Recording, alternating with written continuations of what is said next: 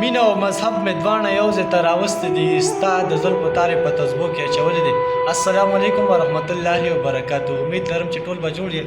غلجیوال صاحب مې نن یو ځل بیا میلمه کړی.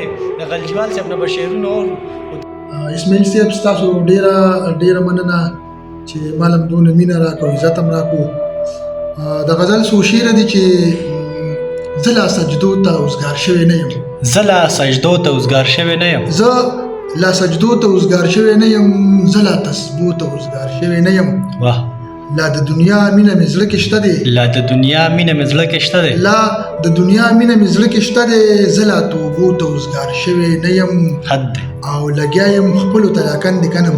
لګیا یم خپلو ته لاکندې کنم. لګیا یم خپلو ته لاکندې کنم. زه لا پردو ته اوزګار شوی نه یم. حد دی. زه د دولت نشه کې داسې ډوب یم. زه د دولت نشه کې داسې ډوب یم. زه لا بچو ته اوزګار شوی نه یم. او ملا اذان وکړي مونځ له راشئ. ملا اذان وکړي مونځ له راشئ. ملا اذان وکړي مونځ له راشئ. زه لا ورتلو ته اوزګار شوی نه یم. اسفه مړ نشي لږ صبر وکړه.